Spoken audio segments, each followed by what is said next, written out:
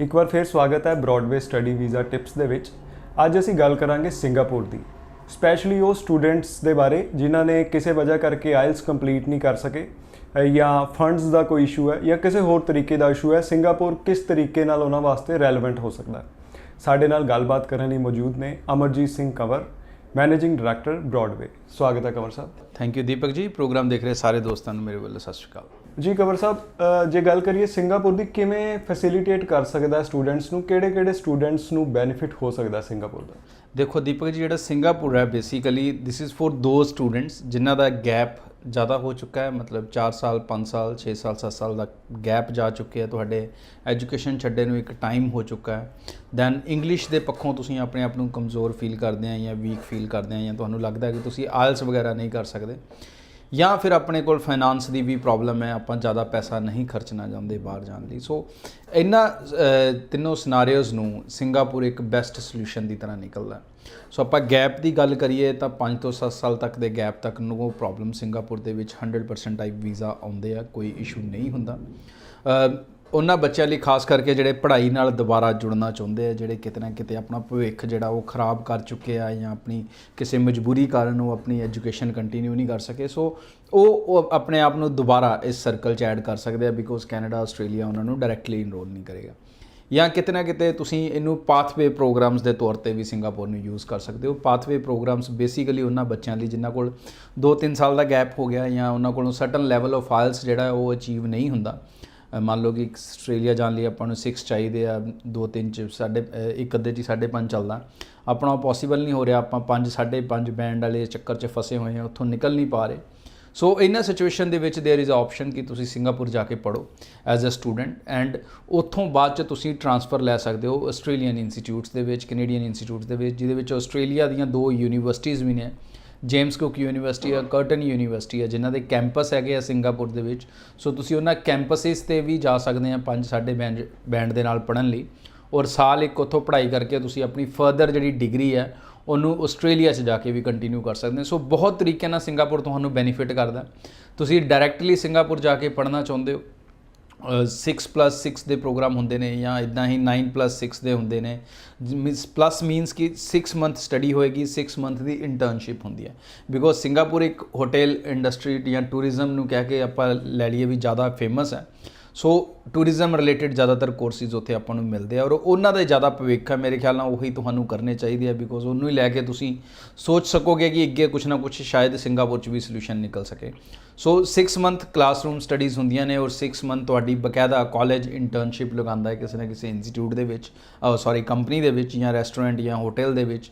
ਉਹ internships paid ਹੁੰਦੀਆਂ ਨੇ ਬਕਾਇਦਾ, where you can make around $800 to $1,200 ਤੱਕ ਤੁਹਾਡੀ ਇਨਕਮ ਬਣ ਜਾਂਦੀ ਹੈ। ਉਹ ਡਿਪੈਂਡ ਹੈ ਕਿਸ ਕਾਲਜ ਨੇ ਕਿੱਥੇ ਤੁਹਾਡੀ ਇੰਟਰਨਸ਼ਿਪ ਲਗਾਈ, ਐਂਡ ਡਿਊਰਿੰਗ ਸਟੱਡੀ ਵੀ ਤੁਸੀਂ ਆਪਣਾ ਖਰਚਾ ਜਿਹੜਾ ਉਹ ਕੱਢ ਸਕਦੇ ਹੋ। ਸੋ ਸਿੰਗਾਪੁਰ ਬੇਸਿਕਲੀ ਉਹਨਾਂ ਬੱਚਿਆਂ ਲਈ ਹੈਗਾ। ਬਜਟ ਜਿਹੜਾ ਮੈਂ ਕੁਐਸਚਨ ਕੀਤਾ ਸੀ ਉਹ ਵੀ ਇੱਥੇ ਇੰਪੋਰਟੈਂਟ ਫੈਕਟਰ ਹੈ ਕਿ ਸਿੰਗਾਪੁਰ ਦਾ ਜਿਹੜਾ ਟੋਟਲ ਖਰਚਾ ਅਰਾਊਂਡ 3.5 ਲੱਖ ਦੇ ਆਸ-ਪਾਸ ਤੁਹਾਡੀ 1 ਸਾਲ ਦੀ fees and everything get sorted. Air ticket ਜ਼ਿਆਦਾ ਮਹਿੰਗੀ ਨਹੀਂ ਹੈ, ਅਰਾਊਂਡ 20,000 ਦੀ ਹੈ, ਇਸ ਤੋਂ ਵੀ ਘੱਟ ਹੈ। ਸੋ ਆਹ ਬੈਨੀਫਿਟਸ ਹੈਗੇ ਆ ਸਿੰਗਾਪੁਰ ਦੇ ਮੋਟੇ-ਮੋਟੇ। ਈਜ਼ੀ ਹੈ। ਅਗਰ ਆਪਾਂ ਉੱਥੇ ਫਰਦਰ ਫਿਊਚਰ ਦੀ ਗੱਲ ਕਰਦੇ ਹਾਂ, ਫਰਦਰ ਸੈਟਲਮੈਂਟਸ ਨੂੰ ਲੈ ਕੇ ਗੱਲ ਕਰਦੇ ਹਾਂ, ਤਾਂ 2-3 ਰਸਤੇ ਆ। ਇੱਕ ਜਿੱਦਾਂ ਮੈਂ ਦੱਸਿਆ ਸੀ ਪਾਥਵੇ ਪ੍ਰੋਗਰਾਮਸ, ਕਿ ਤੁਸੀਂ ਉੱਥੇ ਪੜ੍ਹੋ, ਦੈਨ ਉੱਥੋਂ you move on to next countries. Second ਹੈਗਾ ਕਿ ਤੁਹਾਡੇ ਗੈਪ 2-3 ਸਾਲ ਦਾ ਆਸਟ੍ਰੇਲੀਆ ਕੈਨੇਡਾ ਪੋਸੀਬਲ ਨਹੀਂ ਹੋ ਰਿਹਾ, ਸੋ ਤੁਸੀਂ ਸਾਲ 2 ਸਾਲ ਉੱਥੋਂ ਪੜ੍ਹ ਕੇ then also you can move to Australia, ਚਾਹੇ ਇੱਥੋਂ ਆ ਕੇ ਹੋ ਜਾਓ ਜਾਂ ਉੱਥੋਂ ਡਾਇਰੈਕਟ ਚਲੇ ਜਾਓ। ਥਰਡ ਆਪਸ਼ਨ ਕਿ ਤੁਸੀਂ ਉੱਥੇ ਐਸ ਪਾਸ ਲੈ ਸਕਦੇ ਆ। ਸੋ ਜਿਹੜਾ ਉੱਥੇ ਐਸ ਪਾਸ ਹੈ ਉਹ ਮੈਂ ਓਨੈਸਟਲੀ ਦੱਸਦਾ ਕਿ ਉਹ ਜਦੋਂ ਤੁਸੀਂ ਆਪਣਾ ਕੋਰਸ ਖਤਮ ਕਰੋਗੇ, ਇੰਟਰਨਸ਼ਿਪਸ 'ਤੇ ਜਾਓਗੇ, ਉਸ ਤੋਂ ਬਾਅਦ ਅਗਰ ਤੁਹਾਨੂੰ ਕੋਈ ਇੰਪਲੋਇਰ, ਤਾਂ ਅਗਰ ਅੱਛੇ ਤਰੀਕੇ ਨਾਲ ਰਿਲੇਸ਼ਨ ਬਣਾਇਆ ਤਾਂ ਸ਼ਾਇਦ ਇੰਟਰਨਸ਼ਿਪ ਵਾਲਾ ਇੰਪਲੋਇਰ ਹੀ ਤੁਹਾਨੂੰ ਹੈਲਪ ਆਊਟ ਕਰੇ, ਔਰ ਉਹ ਤੁਹਾਨੂੰ ਐਸ ਪਾਸ ਲੈਣ 'ਚ ਹੈਲਪ ਕਰ ਸਕਦੇ। So S pass it's like a work permit.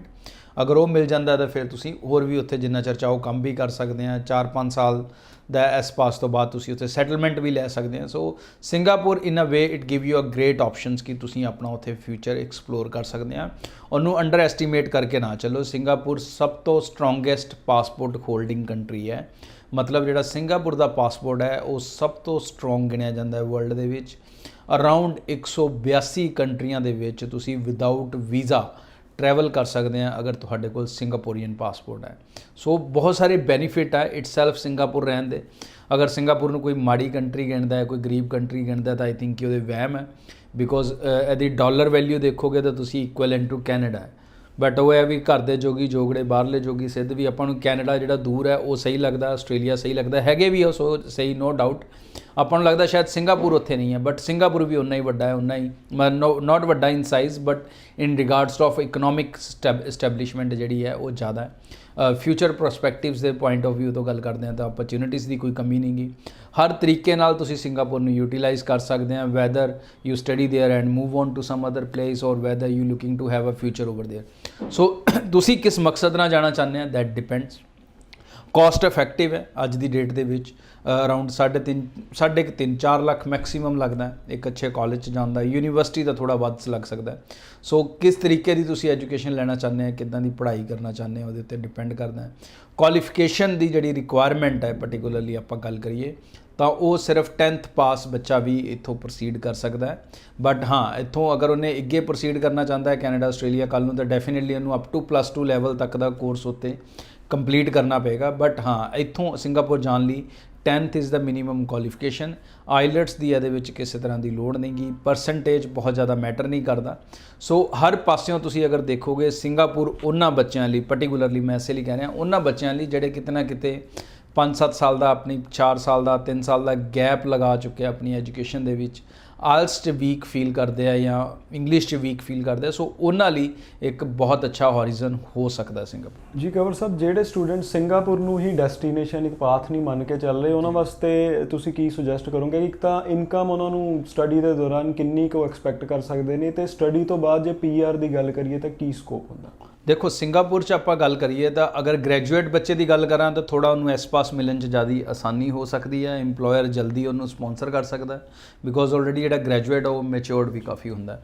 सो जो +2 है उन्होंने भी इक्वल अपॉर्चुनिटीज़ है, कमी कोई नहीं है, इदा कुछ नहीं है कि कोई बहुत फ़र्क है। बट आई एम सेइंग कि अगर आप किसी को जॉब करते हैं तुसी ज़्यादा मैच्योर्ड हैं तो तुसी अच्छे तरीके नाल रिलेशन बना लेने हैं। स्टूडेंट नूं शायद जो +2 वाला है वो साल चो चीज़ ना गेन कर सके, उन्होंने 2 साल लगन वो लिए। But end of the day if you having a good relationships out there तुसी एस पास उत्थे दा बना सकते हैं। सो एस पास नाल ही तुहाडा उत्थे दा लोकल जिहड़ा रस्ता है जिन्होंने आपां कह रहे हैं कि आपां उन्होंने एक डेस्टिनेशन लैके चलते हैं वो एस पास के थ्रू ही पॉसीबल है कि if you get a S pass then तुसी उहदे 4 साल बाद अपना PR उत्थे फाइल कर सकते हैं। सो सिंगापुर बहुत अच्छी ऑप्शन इन्हां बच्चों लिए हो सकता है। जी, तो जे इनकम की गल करिए तो कितना क एक्सपैक्ट कर सकते हैं वाइल वर्किंग वाइल स्टडिंग? देखो जेडे आपां गल करिए ड्यूरिंग स्टडी या इंटर्नशिप के दौरान जिद्दां मैं दस्सिया सीगा कि ऑन एन एवरेज 700 तो 1200 तक एक बेसिक सैलरी है जो एक बच्चा जिहड़ा है वो जॉब करता है रेस्टोरेंट दे विच और उन्होंने भी पता है कि इन्हें इंटर्नशिप करनी है। सो इंटर्नशिप तो हमेशा साडा जिहड़ा स्टाफ है वो घट सैलरी ते लिया जाता है, हमेशा एक फंडा हुंदा ही है। बट आई थिंक जो तुसी उस चों निकलते हैं सर्कल चों या तुसी एस पास च मूव होने या होर स्पॉन्सर्ड वर्क परमिट च मूव होने दैन जिहड़ियां पॉसीबिलिटीज़ ऑफ अर्निंग आ सिंगापुर दियां they are quite good. On an average जिहड़ी उत्थे इनकम है दैट इज़ समवेयर बिटवीन $1500 तो $2000 इन बेसिक जॉब्स। बाकी है हुण तुहाडे ते भी डिपेंड करता है कि तुसी किद्दां दा काम करदे हो, किद्दां दा रहिंदे हो, की करदे हो, किन्ना वेस्ट करदे हो, क्योंकि बच्चों का भी हुंदा है कि जदों इदां दी जगह ते जांदे आ तो वेस्ट भी बहुत करते हैं। सो तुस हार्डवर्क करना पैंदा है अगर सेव करना है। बट हाँ हॉरिजन डेस्टिनेशन एक बहुत वधिया हो सकता है जिहड़े बच्चे लीहों उतर चुके हैं जिन्होंने भविख अपना खतरे च नज़र आ रहा, इत्थे 10-15 8,000 12,000 15,000 20,000 के चक्कर चो फस चुके हैं जॉबां दे।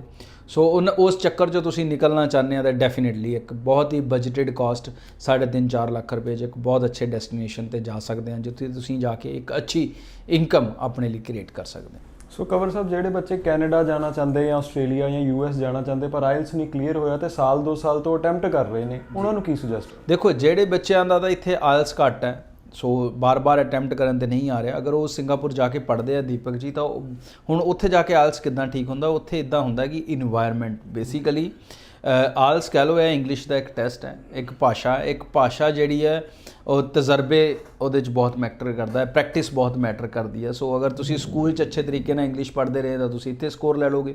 ਬਹੁਤ ਸਾਰੇ ਬੱਚੇ ਲੈਂਦੇ ਆ, ਬਟ ਕਿਤੇ ਨਾ ਕਿਤੇ ਅਗਰ ਆਪਾਂ ਉੱਥੇ ਗਲਤੀ ਕਰ ਲਈ ਆਪਣੀ ਯੰਗ ਏਜ ਦੇ ਵਿੱਚ ਤਾਂ ਉਹਨੂੰ ਤੁਸੀਂ ਰਿਕਵਰ ਕਰ ਸਕਦੇ ਆ ਅਗਰ ਤੁਸੀਂ ਕਿਸੇ ਵੀ ਫੋਰਨ ਕੰਟਰੀ, ਸਿੰਗਾਪੁਰ, ਸਾਈਪਰਸ ਕੋਈ ਵੀ ਲੈ ਲਓ। ਸਿੰਗਾਪੁਰ ਮੈਂ ਜ਼ਿਆਦਾ ਇਸ ਲਈ ਕਹਿ ਰਿਹਾ ਬਿਕੋਜ਼ ਉਹ ਇੰਗਲਿਸ਼ ਸਪੀਕਿੰਗ ਕੰਟਰੀ ਹੈ, ਉੱਥੇ ਇੰਗਲਿਸ਼ ਵੈਰੀ ਨੋਰਮਲ ਲੈਂਗੁਏਜ ਹੈ। ਸਾਈਪਰਸ 'ਚ ਇੰਗਲਿਸ਼ ਉਨੀ ਜ਼ਿਆਦਾ ਆਫਟਨ ਬੋਲਣ ਵਾਲੀ ਭਾਸ਼ਾ ਨਹੀਂ ਗੀ। ਸੋ ਉੱਥੇ ਜਦੋਂ ਤੁਹਾਡੇ ਇੱਕ ਡੇਲੀ ਲਾਈਫ ਦੇ ਵਿੱਚ ਜਦੋਂ ਇੰਗਲਿਸ਼ ਐਂਟਰ ਹੋਏਗੀ ਤਾਂ ਡੈਫੀਨੇਟਲੀ ਇੱਕ ਉਹਦਾ ਇੰਪੈਕਟ ਸਾਲ ਬਾਅਦ ਅਗਰ ਤੁਸੀਂ ਦੁਬਾਰਾ ਐਗਜ਼ਾਮ ਦਿੰਦੇ ਆ ਤਾਂ ਉਹ ਡੈਫੀਨੇਟਲੀ ਉਹ ਰਹੇਗਾ। ਸੋ ਦੋਸਤੋ, ਜੇ ਤੁਹਾਨੂੰ ਵੀ ਲੱਗਦਾ ਹੈ ਕਿ ਤੁਹਾਨੂੰ ਦਿੱਕਤ ਆ ਰਹੀ ਹੈ, ਤੁਹਾਡਾ ਗੈਪ ਹੈ, ਆਇਲਸ ਕਲੀਅਰ ਨਹੀਂ ਹੋ ਰਿਹਾ, ਤਾਂ ਜਿਵੇਂ ਕਿ ਕੰਵਰ ਸਾਹਿਬ ਨੇ ਤੁਹਾਨੂੰ ਗਾਈਡੈਂਸ ਦਿੱਤੀ ਕਿ ਬਜਾਏ ਕਿ ਤੁਸੀਂ ਆਪਣਾ ਟਾਈਮ ਇੱਥੇ ਆਪਣੇ ਹੋਰ ਗੈਪ ਵਧਾਉਣ 'ਚ ਵੇਸਟ ਕਰੋ, ਤੁਸੀਂ ਜੇ ਸਿੰਗਾਪੁਰ ਜਾਂਦੇ ਹੋ ਤਾਂ ਤੁਸੀਂ ਐਕਸਪੀਰੀਅੰਸ ਵੀ ਗੇਨ ਕਰੋਗੇ ਤੇ ਤੁਹਾਡਾ ਆਇਲਸ ਦਾ ਵੀ ਜਿਹੜਾ ਸਕੋਰ ਆ ਉਹ ਬੈਟਰ ਹੋਣ ਦੇ ਬਹੁਤ ਚਾਂਸਿਸ ਨੇ। ਪਲੱਸ ਸਿੰਗਾਪੁਰ ਇੱਕ ਲਾਂਚ ਪੈਡ ਦੇ ਤੌਰ ਤੇ ਵੀ ਤੁਸੀਂ ਯੂਜ਼ ਕਰ ਸਕਦੇ ਹੋ। ਫਿਰ ਜੇ ਤੁਸੀਂ ਕਿਸੇ ਵੀ ਤਰੀਕੇ ਦੀ ਆਪਣੀ ਪਰਸਨਲ ਇਨਕੁਆਇਰੀ, ਪਰਸਨਲ ਫਾਈਲ ਦੇ ਰਿਗਾਰਡਿੰਗ ਕੋਈ ਸਲਾਹ ਚਾਹੁੰਦੇ ਹੋ ਤਾਂ ਤੁਸੀਂ ਕੰਵਰ ਸਾਹਿਬ ਨੂੰ ਜਾਂ ਕੰਵਰ ਸਾਹਿਬ ਦੀ ਟੀਮ ਨੂੰ ਕਾਲ ਕਰ ਸਕਦੇ ਹੋ। ਬਿਲਕੁਲ ਸਰ। ਔਰ ਸਿੰਗਾਪੁਰ ਜਾਣ ਲਈ ਮੈਂ ਵੀ ਦੱਸ ਦੇਣਾ ਚਾਹੁੰਦਾ ਕਿ ਪਹਿਲਾਂ ਕਿਸੇ ਤਰ੍ਹਾਂ ਦਾ ਕੋਈ ਖਰਚਾ ਨਹੀਂ ਹੈਗਾ।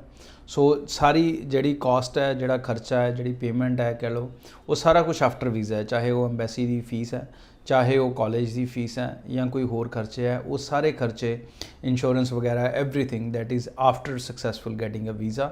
ਐਂਡ ਜਿਹੜੇ ਫੰਡਸ ਹੈ ਆਪਾਂ ਨੂੰ ਸਿੰਗਾਪੁਰ ਜਾਣ ਲਈ ਅਰਾਊਂਡ 7 ਲੱਖ ਰੁਪਏ ਦੇ ਫੰਡ, ਚਾਹੇ ਉਹ ਇੱਕ ਦਿਨ ਓਲਡ ਹੀ ਹੋਣ, ਉਹ ਦਿਖਾਣੇ ਜ਼ਰੂਰੀ ਹੁੰਦੇ ਆ। ਸੋ ਇੱਕ ਦਿਨ ਓਲਡ ਫੰਡਸ ਦੇ ਨਾਲ ਅਰਾਊਂਡ 3 ਤੋਂ 4 ਲੱਖ ਦੇ ਵਿੱਚ ਜਿਹੜੀ ਕਾਸਟ ਮੈਂ ਦੱਸੀ ਰਫਲੀ, ਉਹਦੇ ਵਿੱਚ ਕਾਸਟ ਦੇ ਨਾਲ ਤੁਸੀਂ ਇੱਕ ਅੱਛੇ ਕੰਟਰੀ ਦੇ ਵਿੱਚ ਆਪਣਾ ਫਿਊਚਰ ਸੋਚ ਸਕਦੇ ਹੋ। ਇਸ ਦੇ ਰਿਗਾਰਡਿੰਗ ਤੁਹਾਡਾ ਕੋਈ ਵੀ ਕੁਐਸਚਨ ਹੈ, ਕੁਐਰੀਜ਼ ਹੈ, ਤੁਸੀਂ ਮੈਨੂੰ ਮਿਲਣਾ ਚਾਹੋ, ਕਾਲ ਕਰਕੇ ਮੇਰੀ ਟੀਮ ਨੂੰ ਮਿਲਣਾ ਚਾਹੋ, ਆ ਕੇ ਮਿਲੋ, ਆਪਣਾ ਪ੍ਰੋਫਾਈਲ ਦੱਸੋ, ਉਹਦੇ ਰਿਲੇਟਿਡ ਜੋ ਵੀ ਕੋਰਸਿਸ ਹੈ। ਪਰਟੀਕੂਲਰਲੀ ਮੈਂ ਪਰਸਨਲੀ ਹੌਸਪਿਟੈਲਿਟੀ ਮੈਨੇਜਮੈਂਟ ਹੀ ਰეკਮੈਂਡ ਕਰਦਾ ਬਿਕੋਜ਼ ਉਹਦਾ ਹੀ ਉੱਥੇ ਇੱਕ ਸਟਰੋਂਗ ਫਿਊਚਰ ਹੈ ਸਿੰਗਾਪੁਰ ਦੇ ਵਿੱਚ।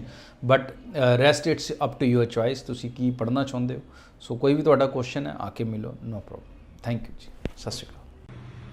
ਸਤਿ ਸ਼੍ਰੀ ਅਕਾਲ ਦੋਸਤੋ, ਮੈਂ ਹੀਨਾ ਮਹਿਰਾ ਬ੍ਰੌਡਵੇ ਇਮੀਗ੍ਰੇਸ਼ਨ ਤੋਂ ਅੱਜ ਤੁਹਾਡਾ ਸਵਾਗਤ ਕਰਦੀ ਹਾਂ। ਮੇਰੇ ਨਾਲ ਹਨ ਮਿਸਟਰ ਬਲਦੀਪ ਸਿੰਘ, ਜਿਨ੍ਹਾਂ ਨੂੰ ਕੈਨੇਡਾ ਦਾ ਸਟੱਡੀ ਵੀਜ਼ਾ ਗ੍ਰਾਂਟ ਹੋਇਆ ਹੈ। ਸੋ ਅੱਜ ਅਸੀਂ ਉਹਨਾਂ ਤੋਂ ਹੀ ਪੁੱਛਾਂਗੇ ਕਿ ਬ੍ਰੌਡਵੇ ਦੀਆਂ ਸਰਵਿਸਿਜ਼ ਉਹਨਾਂ ਨੂੰ ਕਿਹੋ ਜਿਹੀਆਂ ਲੱਗੀਆਂ ਤੇ ਉਹਨਾਂ ਦਾ ਐਕਸਪੀਰੀਅੰਸ ਬ੍ਰੌਡਵੇ ਦੇ ਨਾਲ ਕਿਹੋ ਜਿਹਾ ਸੀ।